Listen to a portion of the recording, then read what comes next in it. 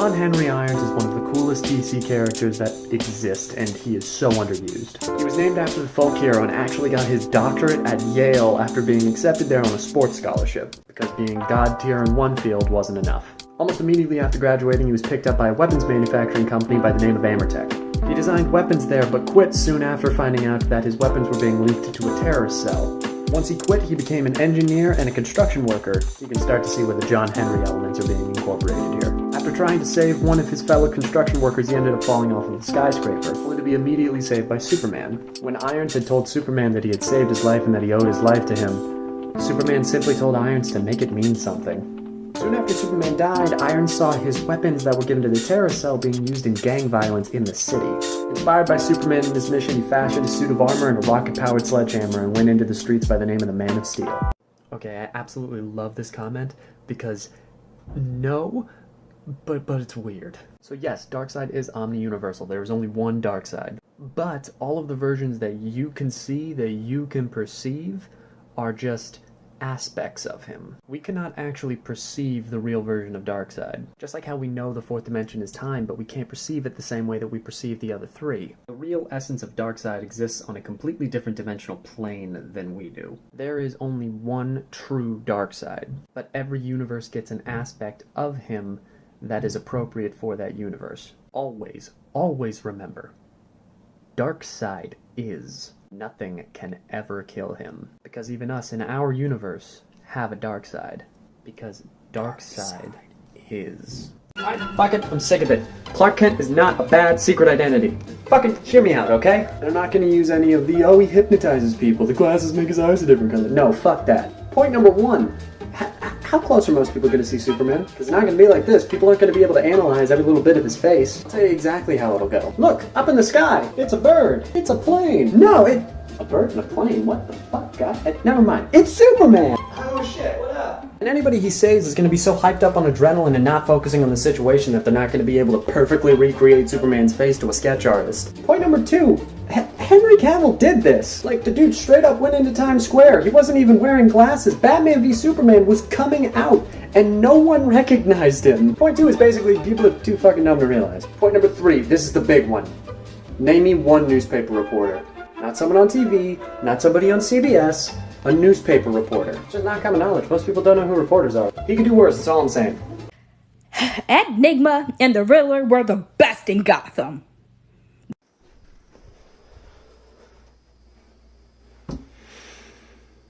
I really don't want you to be right. Not because you're actually incorrect, because son of a bitch you're not, but because I am so fucking conflicted about Gotham all the time. Really, it's just an obsession at this point. Because half of me is like, oh, this is such a cool and interesting take on the characters. I would never thought to do something like that. That's cool. But then the other half is like, why the fuck is the Penguin so skinny? You could have picked any name for the Joker and you went with Jerome?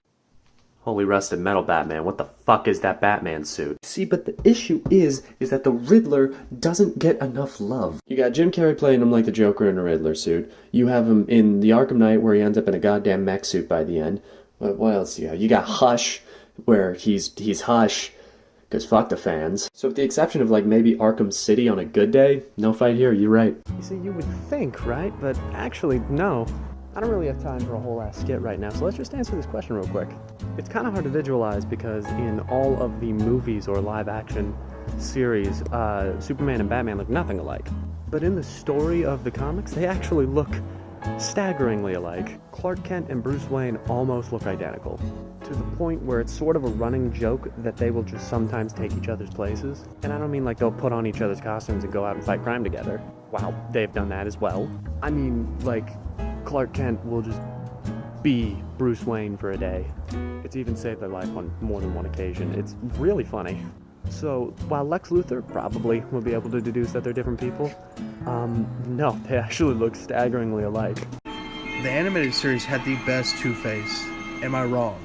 I'm about to put a shirt back on for this. You better respect this goddamn effort. So I was actually talking with my roommate about this the other day. The animated series has the best versions of every fucking character. Mark Hamill is the voice of the Joker in my head. Same with Kevin Conroy as Batman. Whenever I hear Killer Croc, all I'm going to hear is, and then I hit him with a rock! And then I was wondering why that is. Why did this specific show from the 90s get these characters so fucking right? And then I realized it's basically because they reinvented the characters. The people who made the comics that I grew up on, that made the comics that most people now have grown up on, grew up on that show. Mr. Freeze was a fucking terrible villain before this show. Two-Face was just a fucking dude. You're not wrong in the least. In fact, you're right for, like, more than just Two-Face. I mean, fuck, this show invented Harley Quinn. The animated series basically laid the groundwork for the Batman we know today. Alright, I just saw a clip of Batman Beyond. I need to talk about this real quick. I know I just made a video just fucking praising Bruce Timm and Paul Dini's version of the Batman universe. Batman the Animated Series basically reinvented the wheel when it comes to Batman, and I will never stop praising it for that. But there is one little detail that's just a little, Barbara Gordon should never get with Bruce Wayne. Like, they shouldn't even be making goo-goo eyes at each other. It's fucking weird. Like, completely disregarding the age difference. Batman and Commissioner Gordon are buddies, are friends, are bros, are pals. That is your boy's daughter. I don't give a shit how close you are. That's fucking weird. Not only that, but obviously, Dick has a thing for Barb. Like, if your son wants to get with a person that is his own fucking age, maybe you shouldn't go for that person as well. Like, am I in the wrong for thinking this is weird? Because Bruce Timm puts this in all of his Batman media, and it makes me very uncomfy. Leave your opinion in the thing. Okay, I had to take the first video down because it got a, unexpected response. So, let's try this again, shall we? DCU was fucking weird, and it was by far one of the funniest times to be a comic book fan of DC. Let's run down some of the things that happened in this event. Superman acquired a new power that, to use, he had to give up all of his other powers for around 2 days. This turned Superman into a fucking Street Fighter, complete with a shaved head and bandages on his fists. Wonder Woman got pants and a long-sleeve shirt for the first time, but also got Baraka blades on her fucking arms. Bruce Wayne fucking died. Batman was replaced with a skinny, mohawk-adorned Jim Gordon, complete with a giant blue robotic batsuit that looked like a Power Rangers version of the Tick. Not saying that any of these changes were bad, they were just a little weird, so I'm glad that I got to share it with all of you guys. Absolutely. Let's break this down. So both shows have 7 character types, and I'm gonna give them names. The first one is your Alfreds. These are the loyal butlers / father figures that pop up in both shows. To this you can categorize Diggle in Season 1, Joe West, and Harrison Wells, all in that. Category 2 is your Dicks. This is the loyal sidekick that's gonna stick by your side the entire time. With this you have Roy Harper, you have Wally West, you have the Elongated Man, which honestly is pretty true to form. Back in the 40s everyone just kinda copied Robin. Next section is your Jasons. These are the rebellious people. They're on your side, but they will change if they need to. This is where you put Wild Dog from Arrow or Killer Frost from The Flash. Then you have your Tims. This is the sidekick that is tech-savvy, that stays back with the main people, but is also out in the field. Think Cisco or Mr. Terrific. Both seasons have a Batgirl, which is basically just a very loyal female sidekick. That's where you get Season 3 and onward Black Canary or Killer Frost in the later seasons. I'm gonna make a part 2. Stick around. This is part 2, I'm already halfway done, so if you want to understand what I'm talking about, go back and watch part 1. So we've already gone through the character types of the Alfred, the Dick, the Jason, the Tim, and the Batgirl. Next category is your Selenas. These are your characters that you're not particularly sure if they're actually on your side or not. And again, they have to be female. This is both Season 1 and 2 Black Canary, and those middle seasons of Killer Frost. And now for the obvious one. The final character is the Oracle. This is your home base, this is your guy in the chair. However, both shows choose to do a girl in the chair because, you know, they're ripping off Oracle, why not go all the way? You see, in Season 1 and I think 2 or 3 of The Flash, that was Cisco, but then it later got changed to Iris. And for Arrow, your Oracle ripoff is obviously Felicity. But haha, I tricked you. There's one more character type, the secret character type, the Batman. Oliver Queen is painfully obviously not Oliver Queen. And same with Barry Allen, but that is for part 3. This is a part 3, if you're not supposed to be here, you know what to do. So about that secret character type, the Batman. Comic book Oliver Queen is, how should I put this? He's very emotional, he's very passionate. He's also always sarcastic and humorous and upbeat. I mean, for God's sake, his main weapon is a boxing glove arrow. He's quicker to anger than he is to self-doubt. CW Oliver Queen is not that. CW Oliver Queen is Bruce Wayne. The self-hating genius that knows everything and plans for every possibility. who needs his adopted family to keep him centered and keep him from going to the dark side. That's not Oliver Queen. Same with Barry Allen. Batman once said that Barry Allen is who he wishes he would be if his parents weren't gunned down in that alley. He's upbeat, he's cheerful, he's just as hopeful as Superman. The Flash family is made out of love, not out of tragedy. The show's Flash family is brought together because they all have some form of trauma, and Barry Allen in the CW show just blames himself for everything, regardless of what the actual cause is. Hope he's cleared it up. I mean, shit, you will now. Let's start with some of the fun ones. One of my personal favorites was his ability to just shoot tiny Supermen from his hands. They would just be fully conscious, fully grown, hair done, fully clothed Supermen that are like this big that he would just boop into existence. He had super hypnosis at one point, which was one of the 5 bajillion ways they even tried to excuse Clark Kent back then. Like legit, they had just said that he had hypnotized the entire world into seeing Clark Kent as smaller, skinnier, and meeker. I know for a fact he sneezed at least one galaxy away. Basically just like any and all everyday things, if you strap the word super to the beginning of them, yep, you could do that. Super knitting, super makeup, super ventriloquism. One they even used in a movie was the super kiss. At one point they just said he could make powers at will. So yeah, over the years Superman's been a little nerfed. Alright, so the plan originally was that I was going to make a video based on that Russian Robin kid that everybody keeps tagging me in. For all those people that saw it and then immediately commented on it, yeah, I apologize. That was me trying to stitch a video that can't be stitched. So I had no idea what I was going to do, and then I got a DM from one of my followers. Thanks, Cole. That reminded me of one of the funniest goddamn things to exist in the DC universe. Oliver Queen, the Green Arrow, has invented the spiciest known substance to the DC universe. Let me repeat that. The mortal man, Oliver Queen, has invented the spiciest known substance, period. And it's a chili. Because of course it fucking is. Martian Manhunter has a fucking panic attack whenever he eats it because his brain thinks his mouth is eating fire. Aquaman becomes instantly dehydrated. Superman needs to use his freeze breath to take a single bite. Batman's fine though, because unlike the rest of them, he's not a fucking bitch. Oh yeah, did I mention that DC told us the recipe? Okay, bye.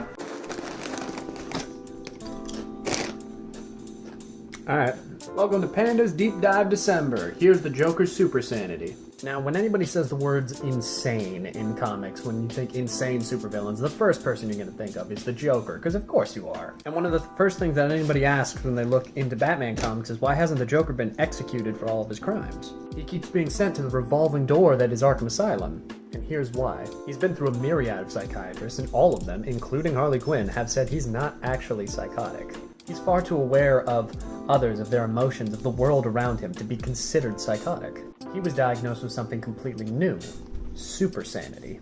To the Arkham doctors, it's a mental disorder. To us, however, he's breaking the fourth wall. Subconsciously, the Joker knows he's in a comic book. He knows that none of the people he kills actually exist. He knows that regardless of how bad they are, none of his actions matter. And ain't that just the biggest joke of all? I'm bored, let's talk Kryptonite. So most people only really know about the green kind of Kryptonite, which is the stuff that Superman's basically allergic to. But trust me when I say that there's enough Kryptonite to fill a pride parade. And they all do something fucking different, usually ridiculous. Let's start with blue. Blue Kryptonite only affects Bizarros. Technically it's artificial. In its original form, it was just a Bizarro version of Kryptonite that Superman made. It's also completely non-harmful to humans and Kryptonians alike. Let's talk red. Red's a fucking wild card. And I don't mean that as in, oh, it's kind of weird. I mean, literally, its effects are random. It's turned Superman into a Kryptonian ant hybrid, driven Kryptonians insane, turned Superman into a dragon at one point. Let's just say it's weird. Gold, baby. Gold Kryptonite's fucking dangerous. It will permanently remove a Kryptonian superpowers. It's just rude. And everybody's fan favorite, pink Kryptonite. Pink Kryptonite makes you gay. Oh, were you expecting anything? No, that's it. Comic in which Batman finds the man who killed his parents and then beats him up. Oh, no. Joe Chill did not get off that easy. I think it was either in the Gold or Silver Age of comics where they did this story. And they did an adaptation of Batman the Brave and the Bold as well. Batman tracked the motherfucker down, scared the living shit out of him, beat the man half to death in his own warehouse, and then revealed his identity, and told him that he was the cause of all of it. Joe Chill then ran away to get his gang, to which he told them, Guys, you gotta help me. I killed the Batman's parents when he's a kid, and now he's trying to kill me for it. To which they responded, you killed the Batman's parents? So you're the reason Batman exists? And then they fucking beat him to death. So, no, but the explanation is a little bit crazier. Alright, I was about to work on my self-portrait again, but at this point I feel like you're gonna comment this on my obituary, so I'll answer you while I'm getting ready. The answer basically is it's complicated. Simply because depending on which universe you're in, the answer is different. How the fuck do I do this one-handed? You see, in the Silver Age, fucking buttons! In the Silver Age, it was simple. Batman of Zur-En-Arrh was just a Batman from a planet called Zur-En-Arrh. On that planet, our Batman, who traveled there from, Silver Age shenanigans, our Batman had all the powers of Superman, in comparison to that Batman who was just Batman. He also looked like this, which is just objectively hilarious. They had themselves an adventure, and that was just the end of the story. But gasp, a new fighter approaches. Grant Morrison has entered the chat. Grant's Batman is, a little darker. This Zur-En-Arrh is a safety protocol that Bruce Wayne trapped away in his mind. Basically a, in case of emergency, break sanity button, so he can keep being Batman even when he's compromised. Oh yeah, and this alternate personality is fueled by heroin, by the way. Alright, back to work.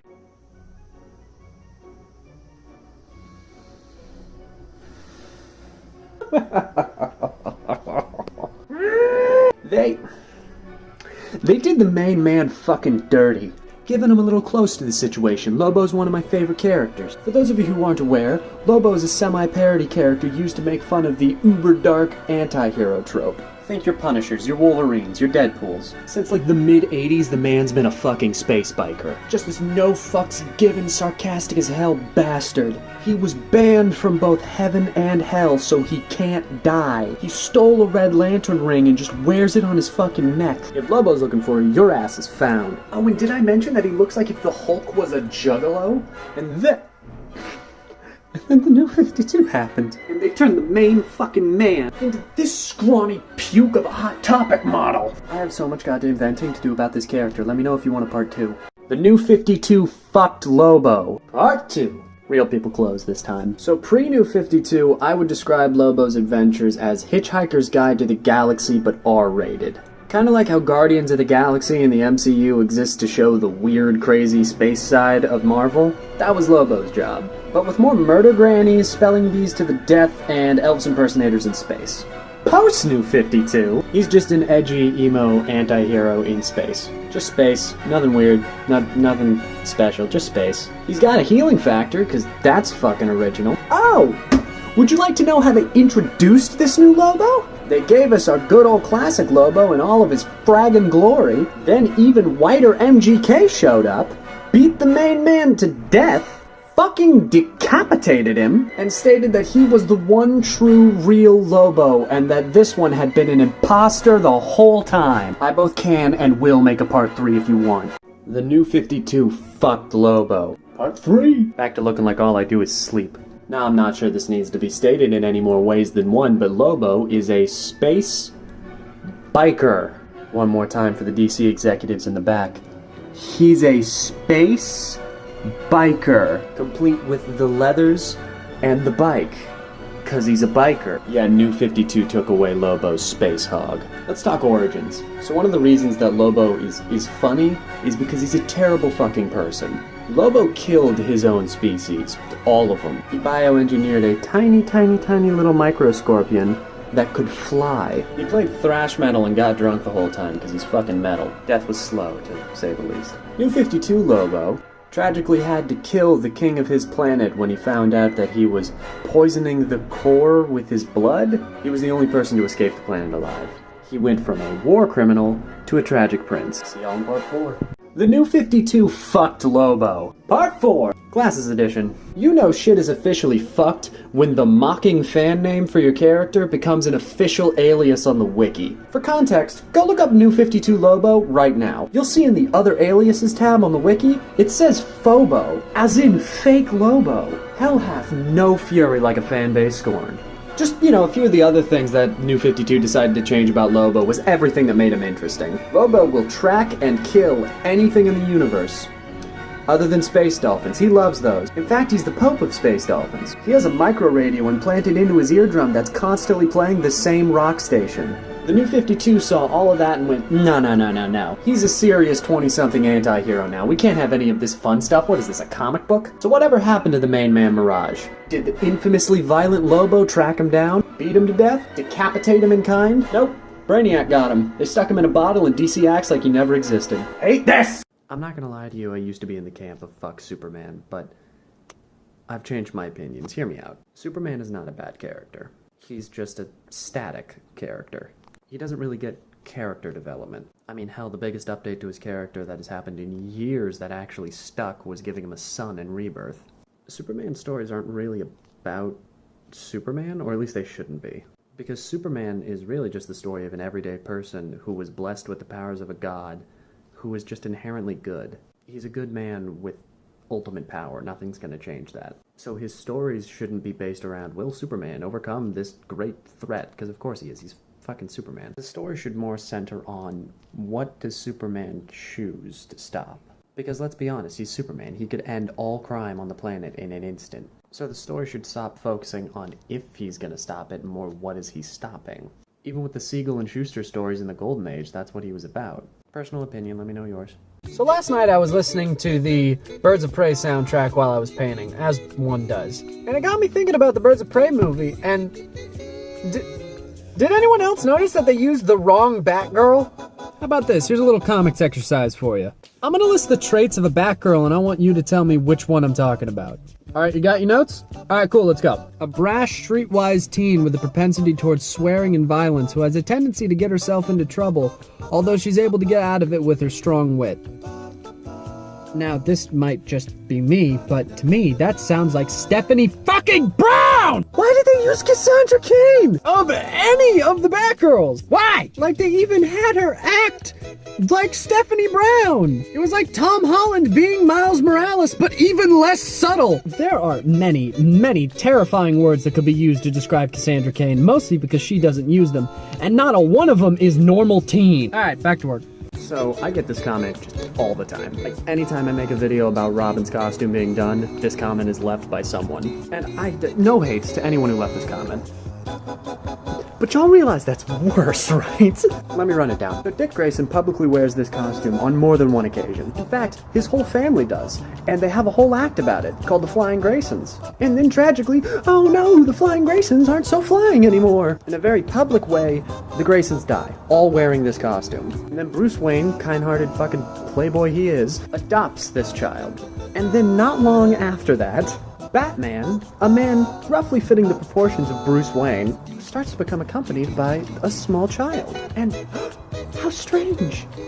He's wearing the same costume that the Graysons were very publicly murdered in. I choose to believe that Batman made the Robin suit and that the Graysons never wore it, because the alternative adds to the collective incompetence of everyone who's ever seen Robin. No one talks about this, so goddammit I'm going to. Flash's Silver Age origin is fucking ridiculous. It is by far one of the most ridiculous things I've ever read, and I love it. His origin is basically the same as it is now. Lone chemist Barry Allen in the dead of night is testing in his lab, when all of a sudden he is struck by lightning, as well as a concoction of other chemicals, turning him into the fastest man alive, the Flash. But I bet none of you have actually read Showcase number 4, have you? Because it contains one of the funniest goddamn lines I have ever read. Specifically, that one right there. That shelf right there contains every chemical known to science. Barry Allen, CSI, has a wooden bookshelf that contains every chemical known to science in his office. Whole ass periodic table kept right next to the Idiot's Guide to Chemistry. Motherfucker's not even heat regulated, just all of them just in plain air. And obviously not secured by a damn thing, because not 2 seconds later, lightning comes in and gives him a surprise shower. Okay, I want to talk about one of my favorite pieces of Batman lore. FYI, this probably isn't canon anymore, but fuck the canon, this is fun. The Batcave, Batman's secret lair. One of the most technically and tactically advanced places on the planet. What's its last line of defense? Like if the Joker or the Riddler or Clayface or something is actively breaking in, what's the last line of defense? Is it the T-Rex? Bunch of robotic Robins? Ace? Nah, fuck that. The last line of defense for the fucking Batcave is Alfred with a shotgun. I'm gonna say that one more time. The last line of defense for the Batcave is Alfred with a shotgun. Oh, you don't believe me? That's fucking ridiculous? That's fine, I have receipts. This is from Batman Superman Public Enemies. Bruce Wayne built the most tactically advanced location on the planet, stocked it with every goddamn weapon he could find, and then told his butler/father figure, if all else fails, start blasting. And Alfred was just... okay. No one in canon has been referred to in the comics as Baby Bird. What the fuck are you talking about? Of course...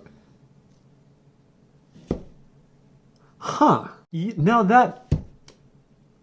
What the fuck? Did we just fucking imagine that? How do you just come up with a fucking alien? That shit's not like Phobo. That's not even making fun of it. How the fuck? Now that I think about it, who the fuck would even refer to him as Baby Bird? Superman's got too much respect. Alfred's got a fucking naming convention. They're fucking lucky if Batman refers to him as anything other than Robin. And every one of their boyfriends just kind of calls him by their name? I could see Roy doing that maybe, but that's a quick way to get fucking shot. Connor would... just not. Wally would know that that's a pretty good way to get a fucking cave entrance collapsed on you again. And Damien'll just cut a bitch. What the fuck? But mostly, who the fuck makes their shoe? This actually is a really interesting answer. Also, again, sorry for any snoring you hear in the background. I have puppy. So most superheroes actually have secondary powers. Basically powers that let their other powers work. So like most characters who can fly have minor invulnerability just so that the air pressure and the wind doesn't tear their skin off. Or like any character that can breathe underwater is able to survive super high pressure. Speedster's version of that is that most of them have friction-proof auras. So basically their body and the things immediately surrounding them or that they're touching reacts to friction less. That way if they're toting some poor civilian to safety at super speed, that civilian doesn't, burst into flames. Or, so Wally West doesn't need to buy pants and shoes all the goddamn time. That's also why most of them don't require, eye covering of any kind. Even though at the speed they should be running, they would be getting, sand and dirt and shit in their eyes. Hope that helps. And just because I know people are going to ask to see her again. Puppy.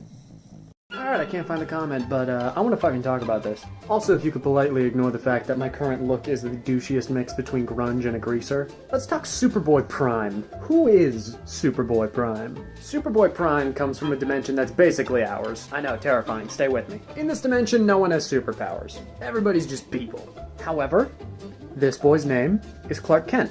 He's the adopted son of John and Martha Kent.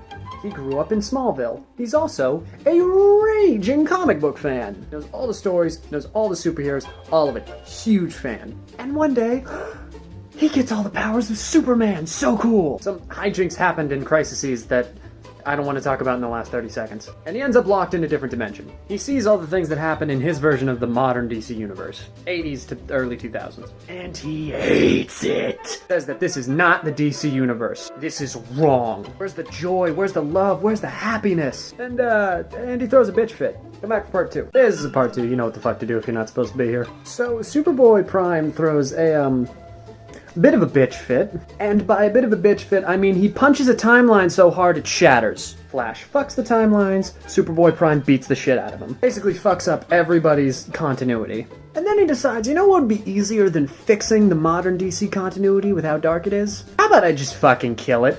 And my boy goes on a goddamn rampage. Think about how terrifying that is. A person with all the powers of Superman wants you, specifically, dead. Because you're just too fucking emo. No, Mom, it's not just a phase. Bitch, I'm about to make it one. I don't remember specifically how they stopped him. I remember it took the entirety of the Green Lantern Corps to do so. And then they had to lock him in the Central Power Battery, which has left him with a never-ending hatred for all things Lantern. So in short, Superboy Prime is the worst parts of every toxic incel comic book fan with all the powers of a god. Okay, so I completely fucking forgot about this. So when they were trying to apprehend Superboy Prime, nobody could fucking get the fucker. Because he's fucking Superman with all of the worst tendencies of every comic book fan. Of course you can't grab him. So the only group of people that were able to grab the fucker was all of the Flashes. Bart, Barry, Wally, and Jay, if I remember correctly. They traveled through the Speed Force with him in tow and left him on a fucking planet bathed in red sunlight for what for him was 4 straight years. If you don't know, red sunlight takes away Kryptonians' powers. And they just fucking left him there. So when he escaped, because of course he fucking escaped, he had both an extreme hatred and debilitating fear of Flashes. Alright, I think that's it. Who, in your opinion, was the better shapeshifter in the DC universe? So out of the two you listed, I would have to pick Martian Manhunter, hands down. Because think about it this way. Clayface is a shapeshifter, yes, and can transform into anybody. However, Martian Manhunter doesn't even look like how we think Martian Manhunter looks like. Like, when we think Martian Manhunter, 9 times out of 10, we're thinking about this dude, right? But depending on the writer, that's not actually what they look like. They look like this. And if I had to pick outside of Martian Manhunter, if I had to pick the best shapeshifter, period, I'd have to pick his niece McGann. Like, holy shit. Because she goes from looking like this to everybody else, compared to this is what she actually looks like. I mean, like, John goes from, oh, hey, to, oh, to, hey. McGann goes from call me later to call a fucking Ghostbuster. And they have to do that all the time. Like, imagine this. Here, hold this egg, and now never let go. Okay, that doesn't seem like that hard. Now go fight that power lifter. And don't let go of the egg or let it break in any way. And if I do, oh, we'll just think you're a monster.